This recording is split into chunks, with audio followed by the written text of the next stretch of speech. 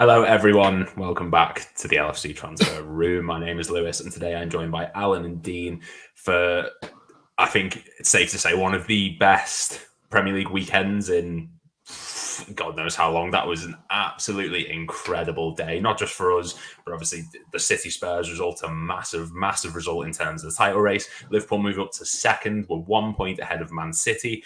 But before we get into everything today, just a quick reminder, and I have put a number 1, is there an exclamation mark? Sorry about that. Please make sure to subscribe. We're really close to 10k subs. If everyone could repost the tweets on our Twitter as well, LFC Transfer Room, that'd be much appreciated. And also, for the end, make sure to get your questions in for the Q&A that we're doing. The match got discussed earlier on, so we're just going to go through individual players, big moments from the game, and then what this means going forward. But first and foremost, Alan, Dean, all doing good, all happy? Very happy. Very, very, very happy. Love it. We've got some drinks going. Well, I have anyway, to celebrate. Why not? Why not? I'm happy. We're all happy. It was a really, really big result. And Alan, I'll start off with you. We've literally just been speaking about it. That win is very reminiscent. You mentioned Middlesbrough in 08-09. I mentioned Aston Villa in the 1920 season.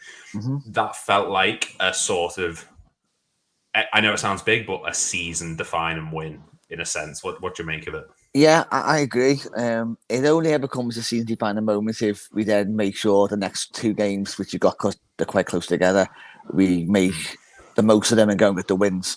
So, but I think in the situation, when you don't play well, I said to the lad who was sitting next to me today, you got to just win them games.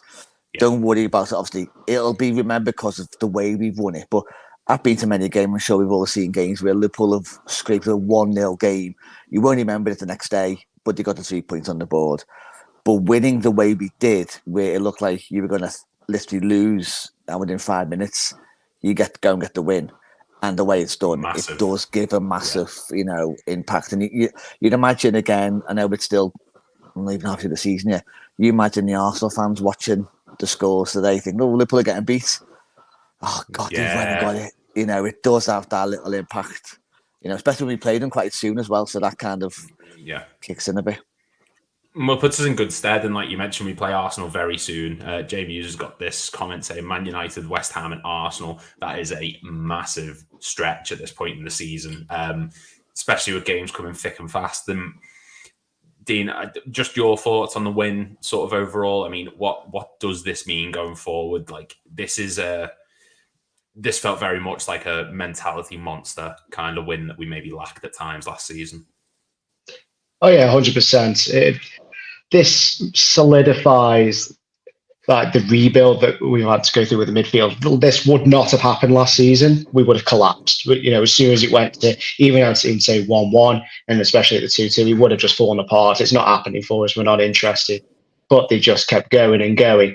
It was laboured for the first, I'd say 82 minutes. It was laboured. They puffed and puffed. Nothing was coming off for us. Shot straight at the keeper. Missed chances. And then 2 spectacular goals ruined by 3 very sloppy goals. Yeah. But we just literally grabbed, Trent especially, grabbed the game by the scruff of the neck and just like, you know what? We're having this. We're going for it. We get it, a quality equaliser from Endo of all people. And then we had the belief there to keep going and going. The atmosphere was top notch, especially in the last 10 minutes anyway, when it needed to be especially.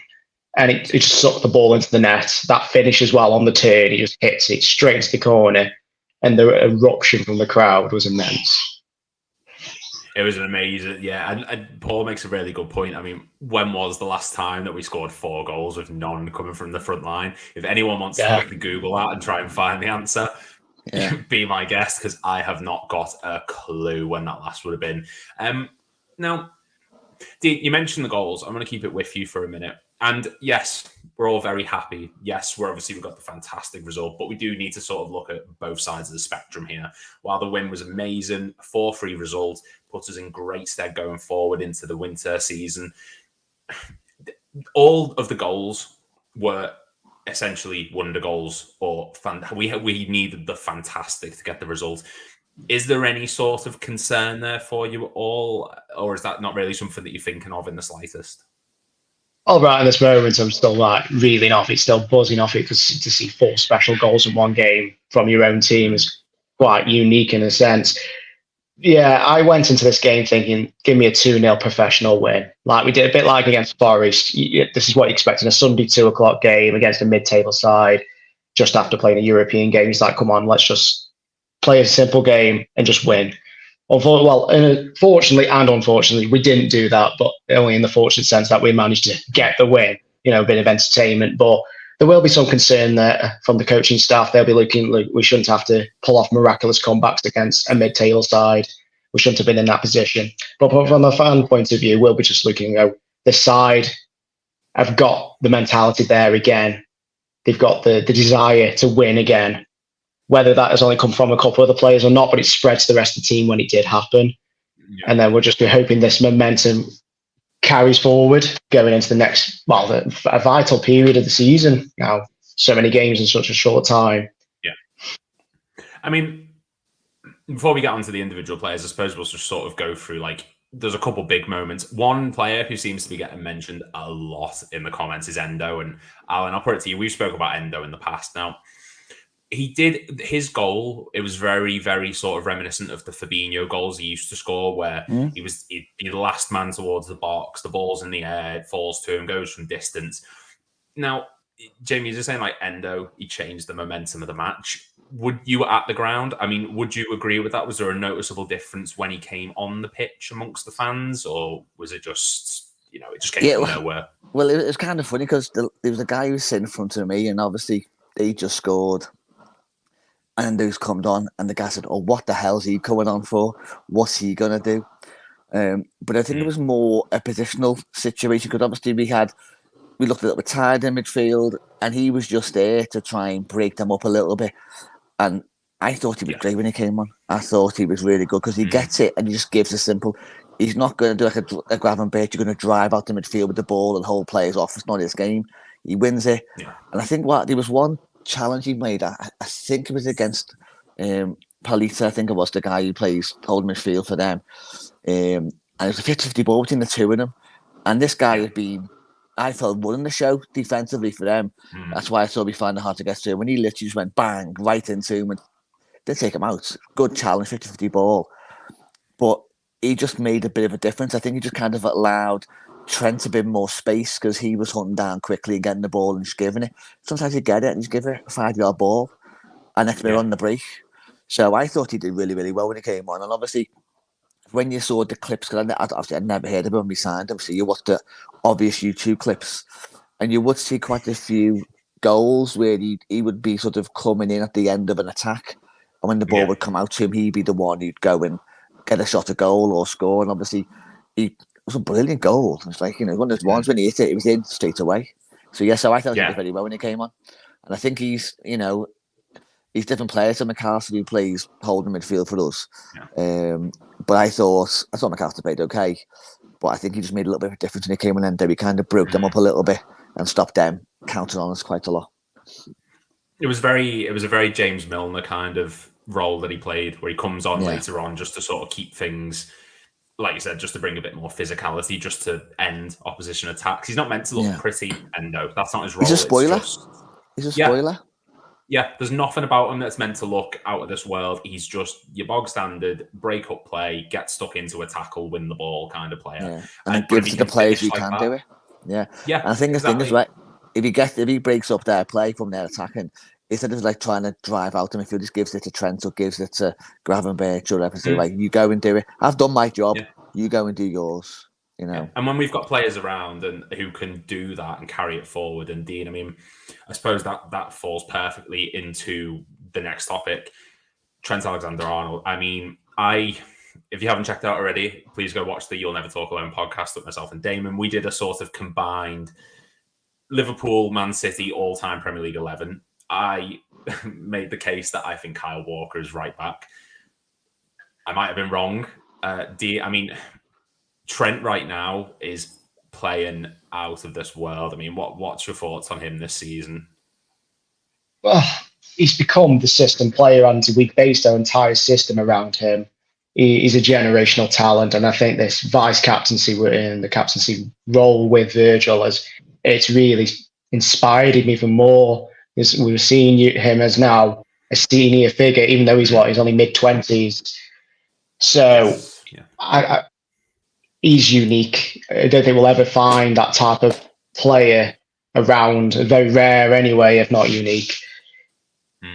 The fact he plays for his local team, his boyhood team, with the vice captaincy in hand, and the fact he can play midfield so well, it just plays into his hands. He wants it.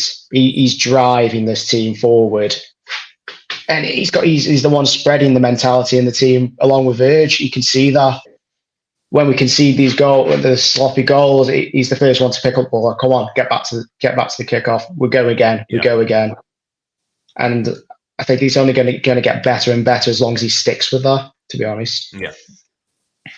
Now, we've got to just keep it on. I'll keep it with you, Dean, actually, because I think you're spot on there. You mentioned Trent as the vice captain. Now, we all know how good Van Dijk is. We all know he's the best centre-back in the world, or one of the at least top 5, we've got to say. Oh. But making Trent the vice captain, his performances this season, he's really stepped up. Is there a case to say that Trent should have maybe been made the captain, given this new role that he's playing as well, and how much he's sort of carrying the games? Is that something that could have been looked into? It probably was looked into, but they have this leadership group, don't they, at Liverpool, at the training ground. I think Salah's in there, Robbo's in there. There's a group of 5 or 6 players. And I imagine Trent was added in this season, to be honest, especially being viewed as still a younger talent at the time. Yeah.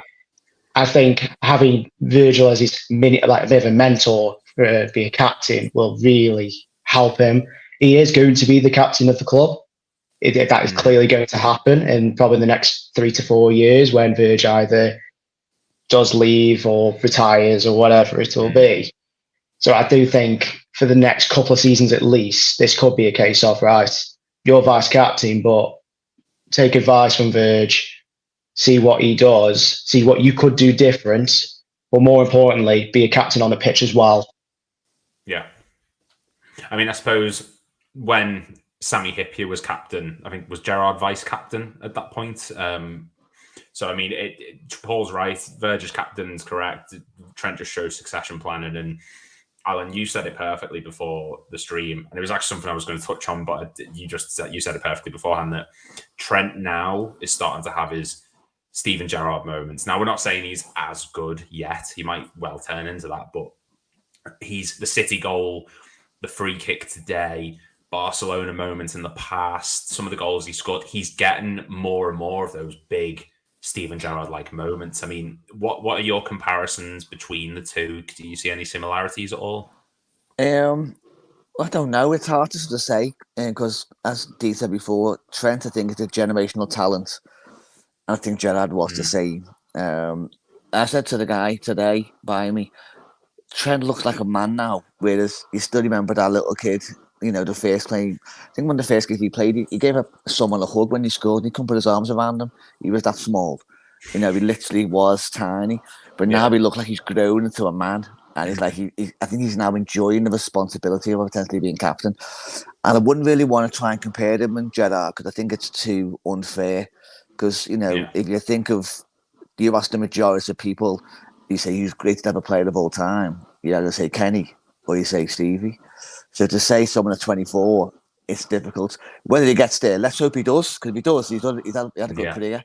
But in terms of the way they are about, I think he speaks a bit like Gerrard. I mean, the accents, but, you know, he speaks the way Gerrard does. His passing range is as good, if not better, than Stevie's, to be fair. You know, I think Stevie, obviously, at this moment of time, would grab the game by the scruff of his neck. Because obviously, he got the captaincy at 23, I think. I think he got it 23, 24. He got it quite young. Yeah, because that's when Hyypiä left, and that was 2006. 2007. Well, Hyypiä was there to 2009, but he obviously gave him the armband when he was halfway through. But no, I think Gerrard more, because he was captain a little bit younger, he would grab the game by the neck a little bit more. And in fairness, he was in a worse team than what Trent's in. So he had to carry the team a lot by himself. But I do think there are similarities to say in the way they carried themselves on the pitch a little bit. Gerrard obviously had a lot more tenacity, a bit more bite in his tackle, shall we say. I think he's a better all-round player than what Trent is. But let's not. I'm saying don't compare them in any. I'm trying to compare them. I just think Trent's an unbelievable player in his own right. Yeah. Let him do what he does. And as far as I'm concerned, he's going to be a Liverpool legend, just like Gerrard is. Yeah. I don't see him ever going anywhere. No, I don't. And, you know, like we said, we're not comparing as in the sense of, he's as good. Yeah. But he's got that sort of aura about him at the moment in the sort of, he's putting in very mature performances. And I think that's the big thing. He looks composed. He's clearly not lacking confidence. So, you know, that free kick today, that was outrageously good. That was really, really good free kick, that. And some of the goals, the Villa equaliser a couple of seasons ago as well. That's another one that's just popped them ahead, you know, or the winner even. The winner, He's coming up in the big games, and that's such a big thing. Now, Dean, how would you rate Trent's performance today, this season, taking the goals out of it? Because obviously the goals are a big factor. They sort of sway things. But in terms of his overall movement, him on the ball, the way he played in general, where does that rank in terms of his better performances this season, or just his overall performances? What, from today's game? Yeah, so taking on the goals out of it, how would you say the way he played and the way he conducted himself today, is that one of his best performances? It's hard to say, because we had moments for the first 80 minutes. That first half, he got forward pretty well, but he'd be judged, obviously, as he always is. He was very exposed on that right-hand side. It wasn't until he got that tweak, that final 7 or 8 minutes, when Endo came on, basically, we saw what he could be in midfield, the argument for him to should he be in midfield. They will rage on for a long time. You can see he's meant to be not necessarily box to box, but driving forward, taking players on. It did suit him really well, because he had that defensive cover behind him in Endo, and obviously Gomez they played it right back. I think a similar performance was it against, might have been Villa. I'm not entirely sure from this season. He got free license to get forward. He has it at home, especially because he can just drift inward, play with ease, because he's got Matip covering or whatever, whoever's there. It is, like I said, that last 5 minutes, that was one of his more outstanding performances. But I'd say that was the first time he was allowed to play in that role, if I'm not wrong, this season. Yeah. So this could be something to look at going forward in another game. I do think we'll stick with him at right back for a while, especially with what we'll talk about in a bit about Matip's injury and whatnot. Yes, yeah. But it's very exciting.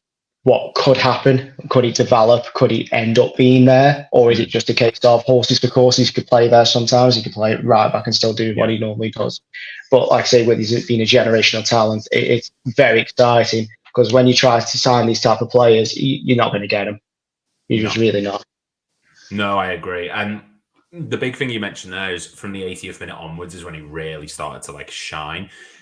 And this sort of emphasizes the whole, you know, Trent in midfield looks perfect, but he looks perfect when there's that defensive mind of midfield to cover for him going forward. He needs that, that Wijnaldum figure, that out and out number 6, or that box to box player. He relies on having that defensive player there for when he does venture forward, which, because of the way we've been playing and the players we've got, maybe he's not been allowed to do it as much. But with Endo there, he was able to venture forward and obviously get the goal. So, you know, credit to him. It was an exceptional performance from him today. Just out of 10, just Alan, what are you rating that today? And same sort of question, actually. What would you say? Because obviously at the ground, you're going to see his movement a bit more. Obviously, the camera's not stuck following the ball. What was he like off the ball today? Yeah. Just in his overall play. I thought today he was obviously very good. He seemed to drive with the ball quite a lot. But obviously, sometimes you see certain games where he's just he goes inverted into midfield. He spends time getting the ball and spreading it, and we're looking for through balls. Today, you kind of see that there was space to run into, and he wasn't afraid to run into it, and he was trying to play intricate 1-2s and trying to get through. And I thought he ran the game in that sense very well. And as Dee said then, I think going forward, you could possibly see a situation where if we had a traditional right back, obviously of top quality, you could have him next to a holding midfielder and play it as like a double pivot. And he can, certain games, also the courses, get the ball, spray it everywhere. Other games, he can run deep from midfield and obviously come out and break away. Overall today, I thought he was very good. I his passing was decent. To say he'll get marked down, obviously, because of the way we can see goals. They always need to blame Trent. I wouldn't necessarily. I know, obviously, the first goal kind of came down the left-hand side, but I wouldn't really blame him for that today. From memory, obviously, I've only saw the game live. I've not seen any of it back. From in the ground, I kind of thought Virgil was out of position more than Trent, in a sense that Virgil had just ran the length of the pitch, and obviously Trent was in midfield. So when they broke and it went out onto their left or right, Trent obviously kind of dropped into the centre back, and it was more Matip had gone over, and Virgil hadn't got back over. But again, I might be totally wrong because I've only saw it the once in the ground. I thought Virgil took a bit of time getting back, not like through laziness. He just thought we'd keep the ball, so he stayed in his position at the time, which obviously we're all capable of doing. But anyway, back to Trent. And I thought overall, I thought he did very good. I thought second half he stayed, especially when Gomez came on. He obviously stayed in the field quite a lot, and I thought he looked okay. But he looked incredible when Endo was next to him because he's had someone who can just not babysit him, but I think you go and do your thing, son. I'll got you back. Yeah, and with regards to the goal you're referring, I think it was Harry Wilson's one, I believe. Yeah, the first goal. So there is like several players out of position. It's not just Trent, obviously. The right back spot's where it sort of comes from, but. Like you said, Van Dijk's not in position. Matip's too square on. Kelleher should have been doing better. So that's just not down to him. That was just a breakdown in communication at the back, and it cost us. And someone's mentioned Connor Bradley as extra cover, and he's just signed a long-term contract with another exciting fullback coming in. And you touched on a player there, and just before we get on to that topic, which is going to be the next one, can everyone please also remember to like and subscribe to the channel? Really, really, really close to 10k subscribers. We're getting more and more every day, and it really does help out. I'm going to favour these, actually, because I never did it at the beginning. But yeah, please make sure to subscribe. Make sure you like, repost, share, everything you possibly can just to give us a hand. And also get your questions in for the Q&A at the end.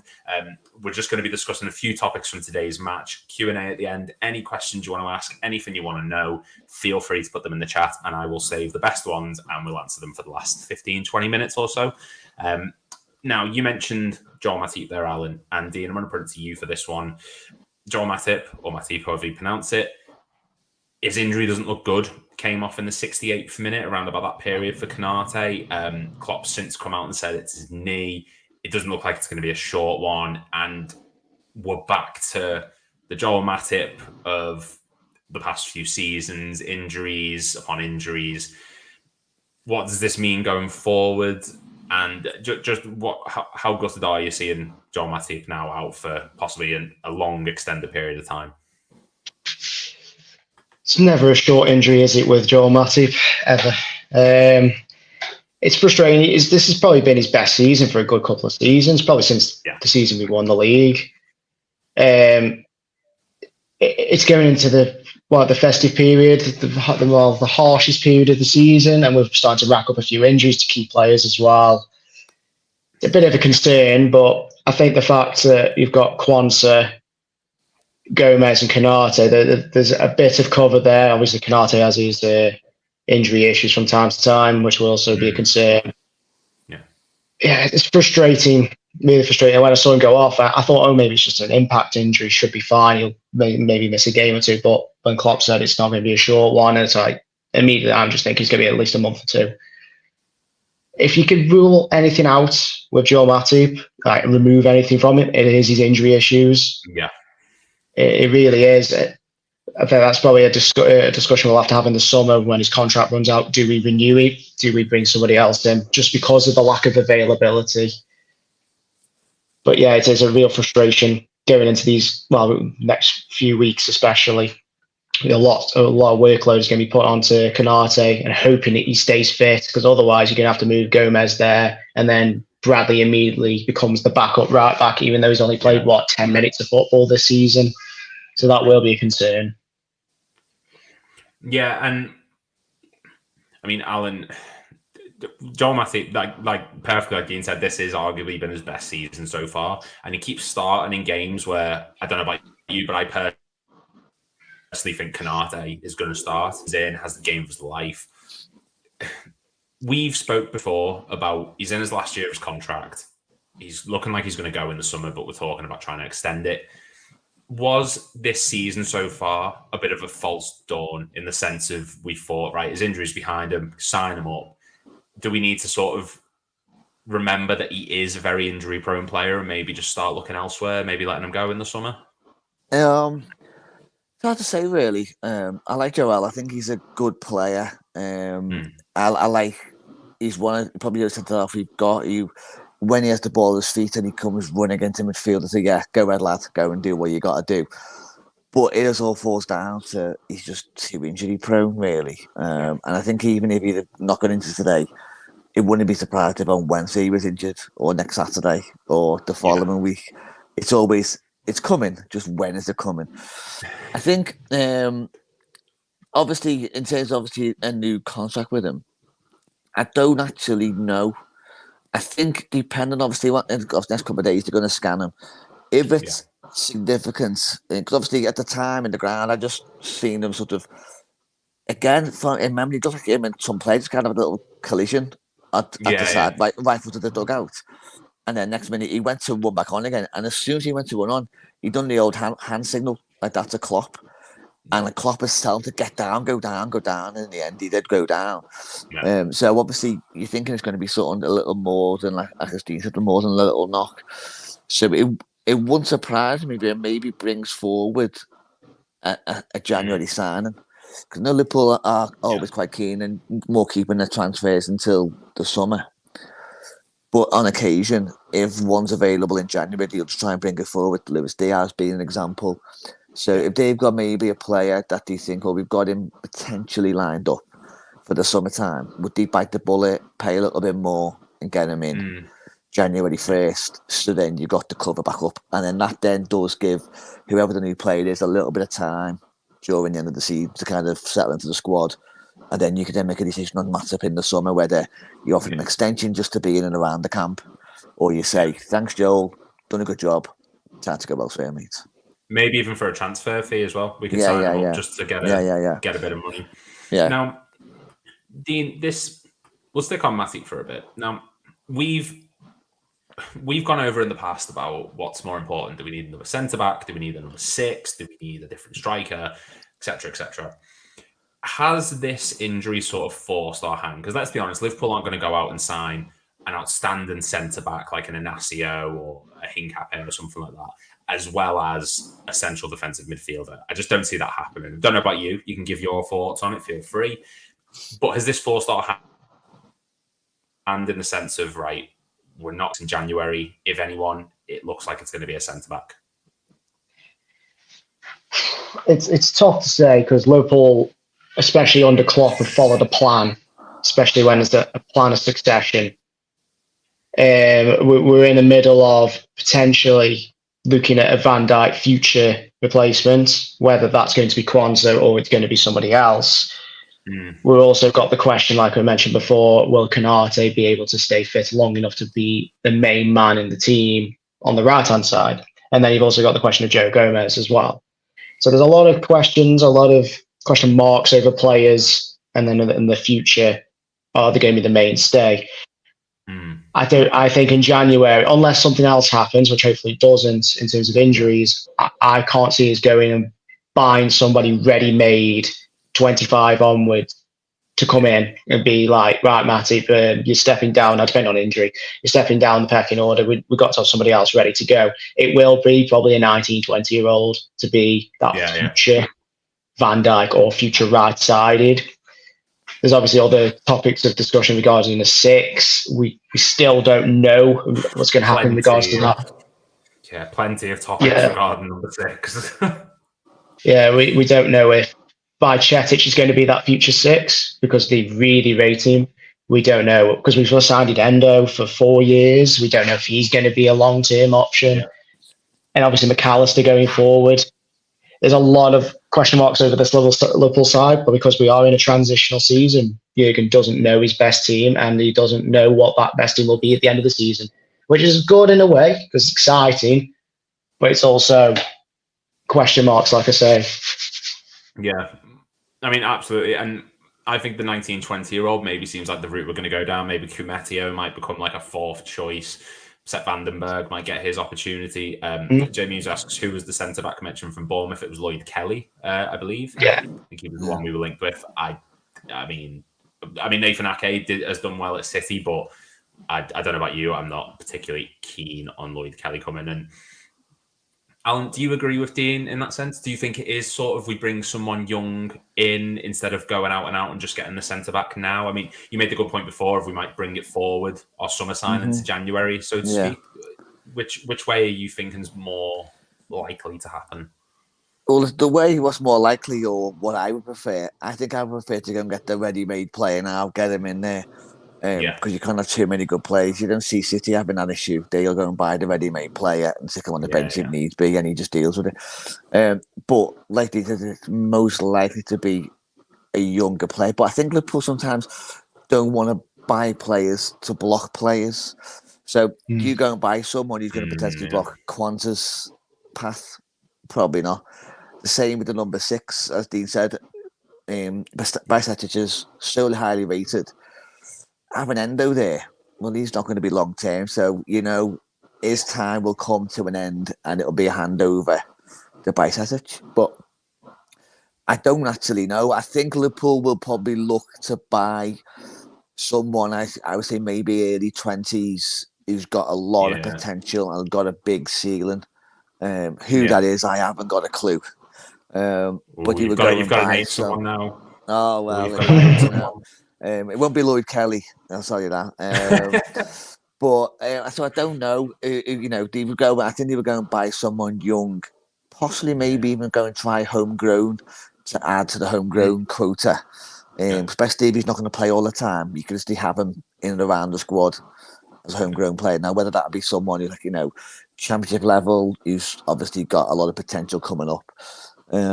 But names wise, I don't know. But I think it will be someone young with potential.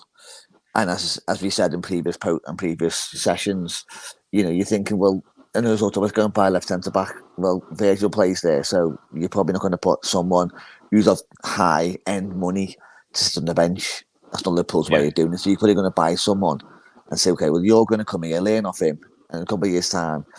It's what Kwanzaa's doing now. If we went and signed Kwanzaa in January, you say that's the guy we want, but he's already here. So you go and buy someone who's like him and say, well, that he could be his partner in 4 or 5 years, potentially. But who knows? I mean, and it is a really good point. I think the young 20-year-old centre-backs, that sort of range would be ideal. I think the way I see it going is Nat Phillips' loans only until January at Celtic. I can see us being in a situation where Joel Matip's out for a while and we bring him back as the 4th or 3rd choice.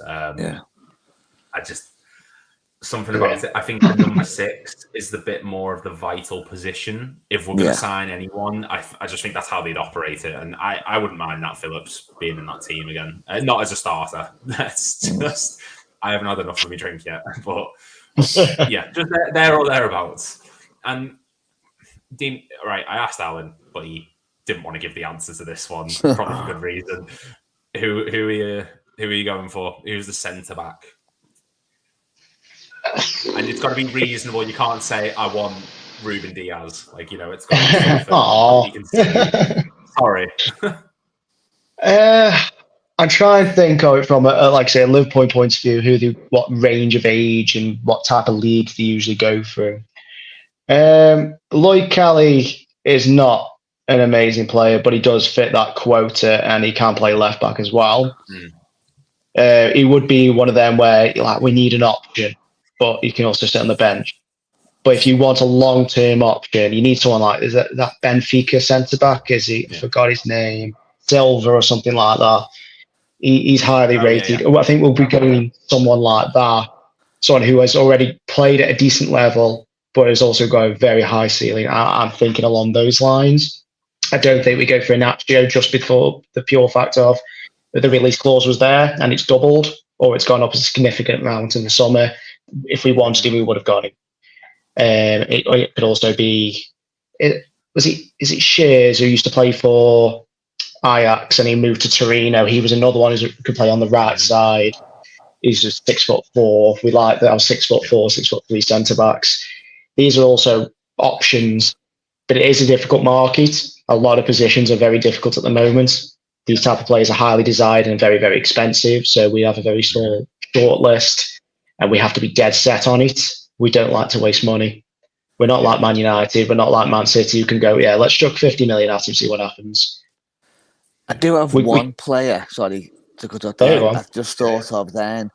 We would never get him, but I would have Branthwaite from Everton every day of the week. I think he's going to be a great player. Did ever Sally?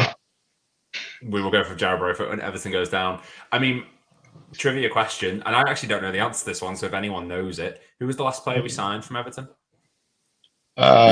Nick Barbie, I think, but I might be wrong. Someone can Google that. I was going to say Xavier. Xavier, yeah. Yeah. That was 2002, so yeah. Is that on a free, though? I think it was, yeah. I think it was. Yeah. I mean, that's a long time. Do you think they'd sell us, Branthwaite? No. If he wants to leave, and he can go where he wants. So, I mean... Yeah, but no, they wouldn't sell him. No. Even if he went down, they would sell him to anyone else other than Liverpool. But I think he's got talent. Before us. Just remember, everyone, as well, to get your questions in for the Q&A at the end. As I say, there's not really a huge amount today. We'll just discuss some bits from the match, other little bits. There's a lot of people in the chat who seem to be discussing about how they cram soap together to get more out of it. I don't know if we're being boring or what, but hey ho. I put water in the shampoo bottle at the end just to get a bit more out of it. So, I go in with that. But everyone, just make sure you get your questions in for the Q&A. Anything you want to know, anything you're curious about, thoughts in general, please let us know. Now, and there we go. Yeah, everyone is saying Abel Javier. Javier was boss for a bit. Abel Javier. Now, we're in our own little world over here. Yeah, I can tell that. I can tell because there's soap in the conversation. Now, just again, we're going to carry on with Joel Matip because I've loved him. He's always been one of those frustrating players who he gets injured, but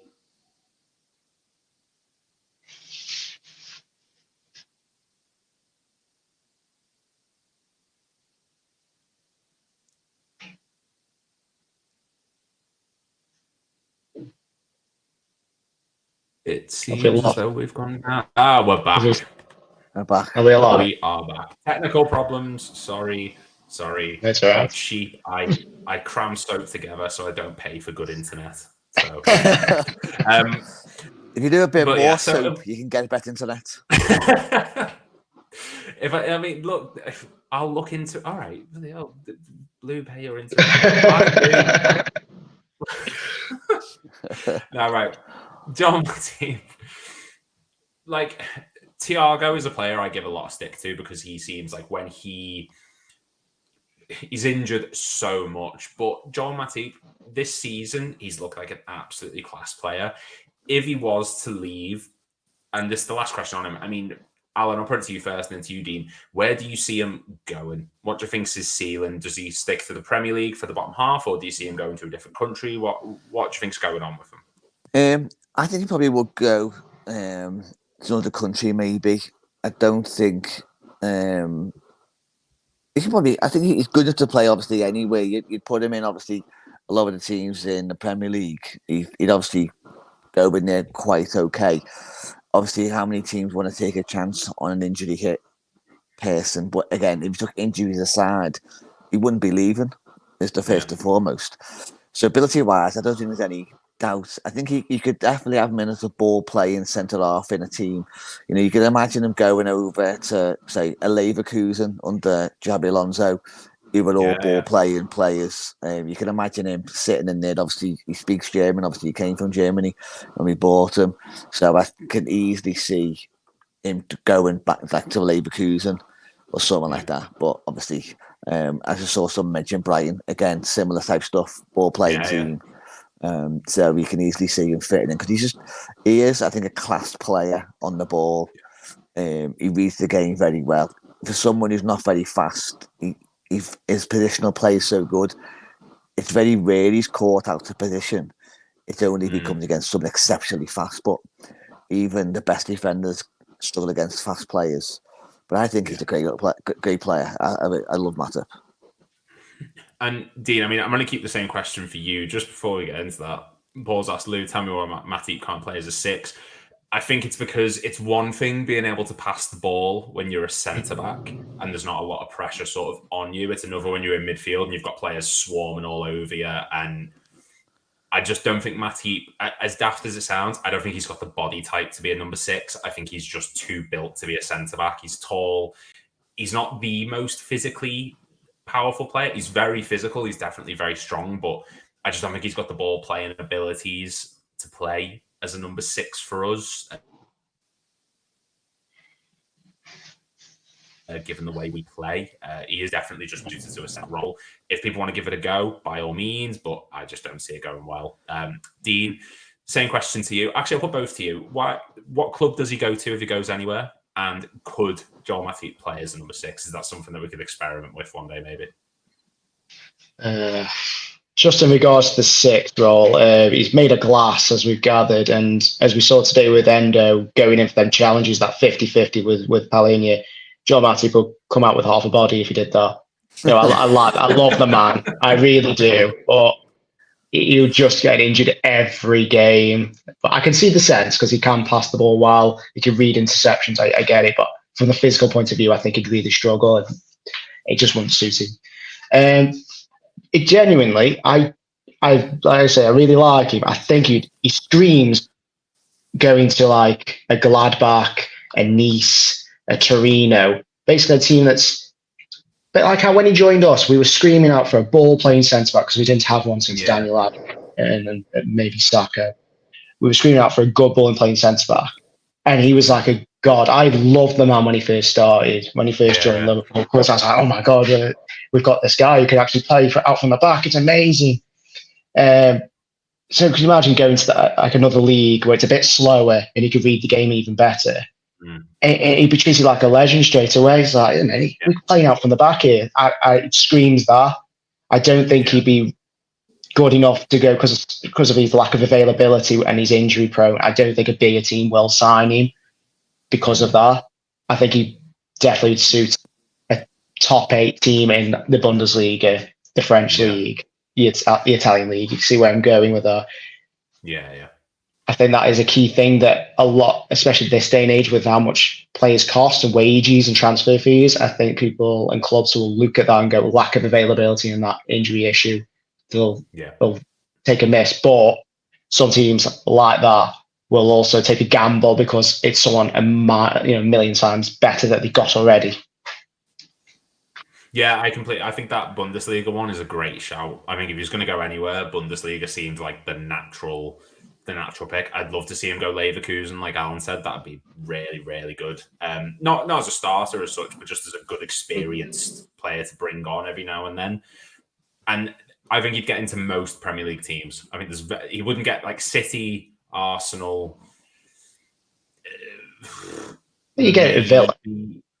Yeah, he'd get in at Villa, Brighton, Newcastle. He'd get into a lot of teams, and he's definitely still quality. And I am of the belief that James Milner is the best free signing in Premier League history. I think John Matip's in the top 5 roundabouts. I think he's definitely up there. So he's a quality player. I think everyone can agree on that themselves. Just before we carry on, please hit the like and subscribe. We're 170 away from 10k, so everyone needs to make sure they hit the subscribe button. I'm not joking now. Everyone needs to do it. If they don't do it, I'm going to be upset because we're really, really close to 10k and it's going to happen. So thank you very much for watching. We're still carrying on. Don't worry. That did sound like we were leaving, but we're not. We're going into a bit of a Q&A now. The first question is for you, Alan. How many layers did you have on at the match today? Let me see. 4. Jesus Christ. 4. It was stupidly cold today. I mean, I think it was the same on Thursday. Was colder. Thursday was incredibly cold. Today wasn't as cold. It was night time. But yeah, I think it was 3. We're so British, honestly. Like, it's just we'll stay warm. Oh yeah. I just won't put the heating on because I'm cheap.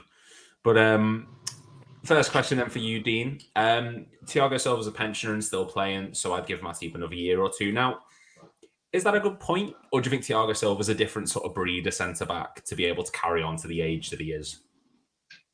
He's special into Thiago Silva. His mental awareness of the game is very unique. Played at a top club wherever he's been. But I'd say Liverpool don't deal with having someone that age. We'd like to move players on if they've reached a certain level, especially if they're on big wages. And Thiago Silva, as far as I know, his injury record's quite good. He doesn't really miss many games. Yeah. And even Chelsea have got a lot of centre-backs in there as well, ready to take over. I get the thinking, but I can't see. I don't know how old is Joel now? Is he 33, 34? 33, I think. I can't see him being here after 35. I think it's only going to get worse. That the demands of the Premier League are getting greater and greater. The more and more games we're playing, you need someone available. And I think because he takes up a slot in the squad, if he wants injury prone, I'd keep him around till he's 38, 39 easy. I'd have no qualms about it. But like basically give me Virgil van Dijk's injury record, bar the ACL, onto Matip, sound. I'll take that, but we know he picks up 2 or 3 quite significant injuries a season. I don't think it's worth that. He's 32, not 33. That's my mistake. But even so, yeah. So, I mean, Alan, do you agree with that? Would you say that's a fair assessment? Yeah, I think that's spot on. I think in terms of ability, no one's denying his ability. You know, if injury wasn't an issue, this conversation wouldn't even come up. We would just say, you know, he's going to stay until his legs have gone. Or we have someone coming through the ranks, or we buy someone who is now going to take us going forward. I just don't think they'll offer him a deal purely on the basis of the fact that he's not available enough. And then if you're going to go buy a player, you then don't want to block someone's path because he is around and you've really got to play him.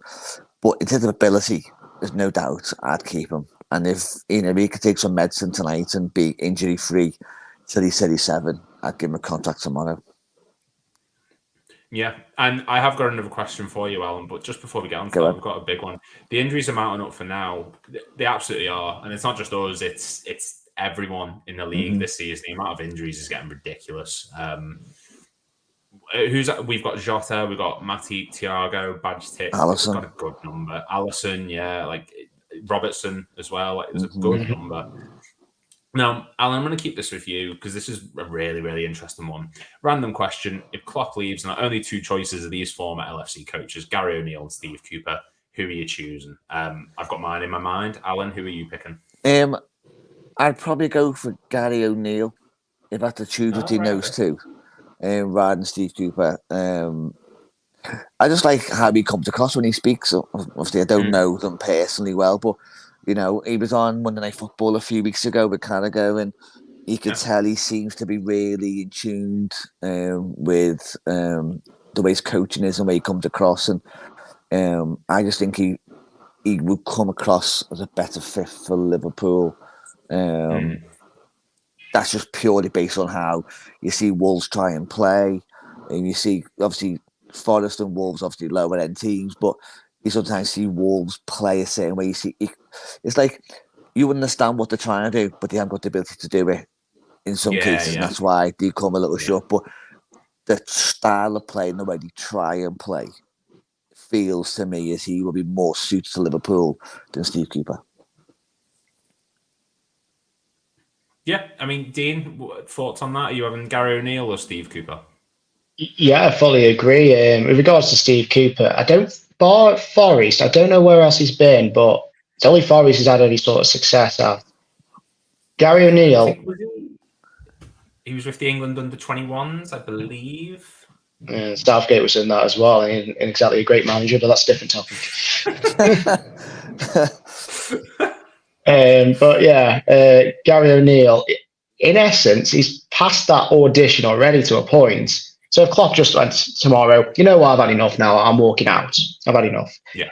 Gary O'Neill was kind of thrown into that at Wolves. Lopetegui went, you know what, it's not working because of various factors. He upped and left. And Gary O'Neill was thrown in and said, right, the pre-season's not here, you haven't got one, and you've basically not got no transfer budget. And I was adamant, Wolves will go down, because surely it's too much chaos. And look at the job he's done. I know they aren't flying, but they're comfortable, aren't they? And he's got a new team playing the way he wants in such a short time. It's like, I take that. Steve Cooper's obviously potentially on the verge of being sacked. So I fully agree with Alan. I'd say Gary O'Neill. Yeah. And I think another thing as well is Gary Cooper's done what he's done with Bournemouth and Wolves with limited budget and limited resources, whereas Steve Cooper's been able to sign about 30 players in 2 seasons, and he's still in the position he's in. And we wouldn't give him that many players. So, I'd have to agree. I do at times like the way Steve Cooper plays. He played very much without fear, but I think you both hit the nail on the head there. Gary O'Neill would be the one for me. There's not many former Liverpool. I think if Klopp was to leave, if it was anyone, and obviously it was like, you need to have someone. Alonso, I think, would be most people's first pick. I wouldn't mind if Pep Linders got into that role, maybe gave it a go. What do you reckon on that? I think Xabi is Liverpool's future manager in waiting. I think he will be Liverpool manager. Pep Linders, I do like. I just don't know, and obviously he's got Klopp's here. Obviously, he knows what he's talking about, what he's doing. I just don't know whether he has the personality and the clout to manage Liverpool. That's the only downside that I have on him, because you think if the pressure gets on him, would he crumble under it? Where Klopp, obviously, he's been a lot longer in football generally. He's been obviously at different clubs. So Pep Linders, I think, would be a great guy. If you said, Klopp's going to go tomorrow, and would Pep Linders stay there for a year or two until Xabi was ready, then I might go with that. But no, I think Pep Linders has got a great chance of being a good coach somewhere, but whether he'd be a great manager, that would be the question. I don't know. Yeah. Dean, would you agree with that? Yeah, I would agree. Similar comparison. I don't like to compare to this team, but Man United had this under Ferguson. A lot of their assistants went on to be managers elsewhere. They were really good assistants for Ferguson. They were awful as managers elsewhere. It doesn't, just because you're a really good assistant doesn't mean you're necessarily a really good manager. It's a different world. It's not just, just handle the tactics for me, handle this team talk for me. It's everything. The pressure's there. The media's on your back. The fans are on your back. It's all you. It's not your back. Not necessarily your backroom staff. It's the problem. So if it was up to me, it'd be Xabi Alonso in a heartbeat. The fact he's done so well in such a short time at Leverkusen, I hope he's Liverpool's future manager. The only other one it could be Madrid's, which is the worrying factor. But hopefully we've got Klopp for a good few more years. But yeah, he would be definitely my pick. Yeah, I mean, I'd have to agree. And there's a comment here as well saying that Klopp's on Real Madrid's radar. I think Klopp's on Real Madrid's radar every season when their manager's going through the ringer. So at this point, it's just not something I'm really concerned about. I think it'd be a good pick. I think Real Madrid's first choice is probably Xabi Alonso. same as what ours would be. So, it is what it is. We'd have to see what goes on there. There's a lot of clubs revolving around him. Bayern Munich as well is another one that would be interested in him. So he's got he's got a high reputation, clearly, to be linked with those clubs. Someone's mentioning the FA Cup. Someone's put Steven Gerrard against West Ham as a huge memory for me in the FA Cup. Alan, is that your favourite FA Cup moment? Steven Gerrard's goal? No. Oh, right. Michael Owen's goal. The Arsenal 2001, yeah. Gerrard's goal was unbelievable. To be in the ground when that went in, I was like, wow. But to be in the ground when Owen scored, that was just different. Because we got battered by Arsenal that day. Arsenal should have done us for a robbery. We stole that cup final off them. And when I remember, it's like anything, every time you're at the ground, I can still see the goal from the seat I was sitting in. And when Arsenal had the free kick and we get the ball and Berger plays the ball over the top, it was like, go on, lad, you can do it. And he just slotted in the corner. I've never celebrated the goal like it, apart from maybe, obviously, European Cup final. But yeah, the Gerrard one was pretty awesome. That was a special game. Yeah. So that was it was an amazing goal. But no, probably the Owen one. Because the first time I've been to it was my first FA Cup final, which obviously always probably makes it a little sweeter. And just the game we played, we didn't play well, and to come away. And when he scored, you knew we won it. That was the difference. Gerrard just got us the penalties or got us extra time, whatever it was. But we knew Owen's goal won us the game. So I'll probably say Owen's my favourite goal. Was that the front flip one? Yeah. Because he actually got back. He was telling the story. Yeah. Oh god, Henry ran us ragged that whole game. Yeah. Dean, just before I go on to you, Paul said the Gerrard slip still gives me nightmares. We don't talk about that. Thank you, Paul. I don't go into church and start blaspheming. We don't do that. So we move on.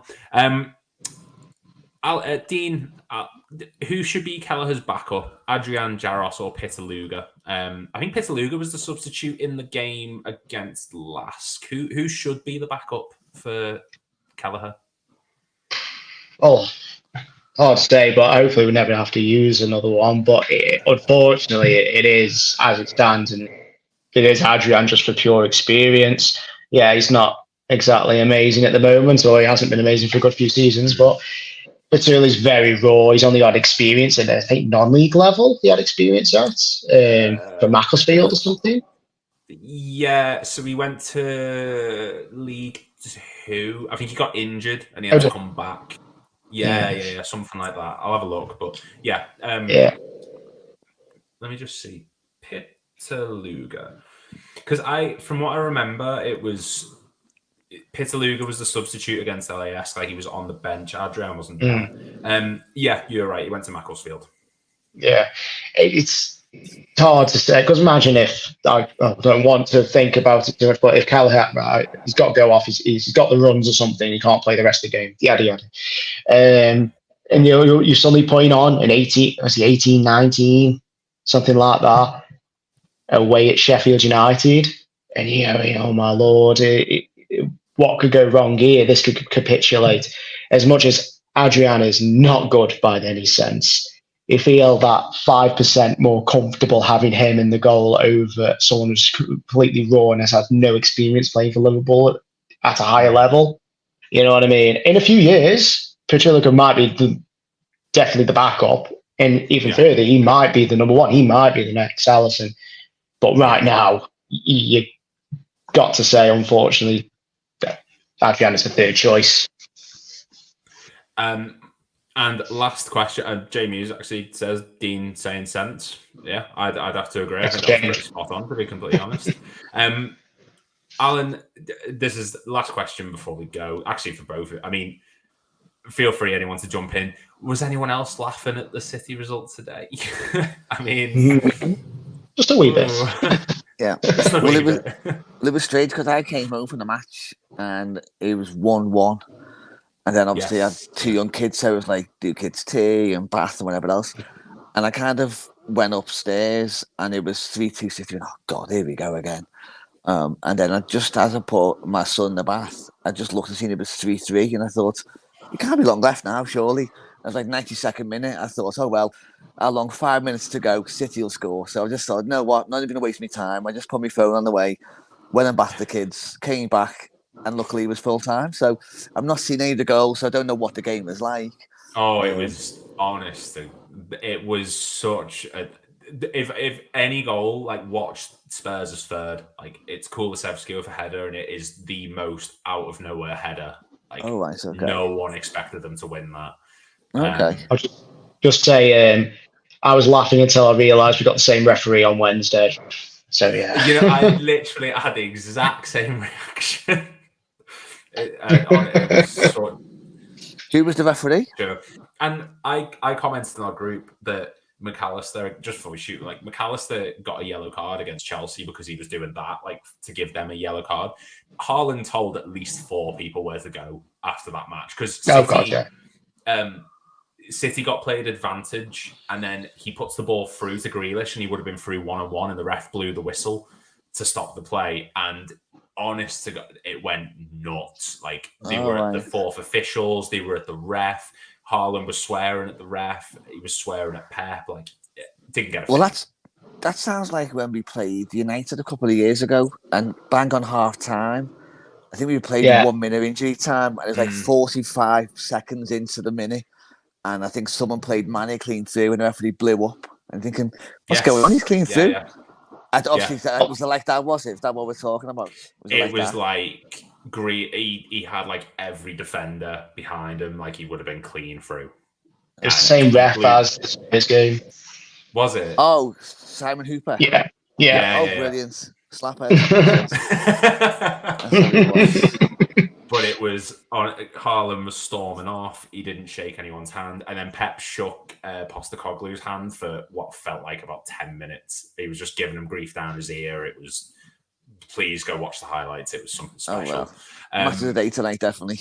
Yes, honestly, it's worth it. Right, everyone, that just had to get that sort of laughing at City off my chest at the end, but thank you very much, everyone, for watching. It really, really is appreciated. If you could share this, like it, subscribe, that is absolutely outstanding. Make sure you tune in to the streams every single day, 7:30 p.m. UK time. They are daily. If there's a match like there is today, there is a post-match one as well. There's also a 2 a.m. UK time stream for the American audience on Tuesday. I really struggled then towards the end. And there's another podcast going to be coming out soon with myself and Damon. We've got a lot of big guests coming in. So please tune in for that. From myself, thank you very much. From Alan, from Dean, thank you very much both for coming on and being outstanding guests as usual. Please hit the subscribe button, everyone, and we will see you very soon. Fantastic.